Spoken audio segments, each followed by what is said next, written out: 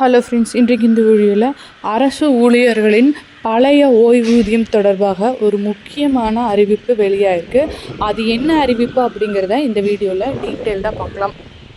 மத்திய அரசு கடந்த 2004ஆம் ஆண்டு முதலே அரசு ஊழியர்களுக்கு பழைய பென்ஷன் திட்டத்தை ஒழித்து புதிய பங்களிப்பு ஓய்வூதியத்தை நடைமுறைப்படுத்தி வருகிறது.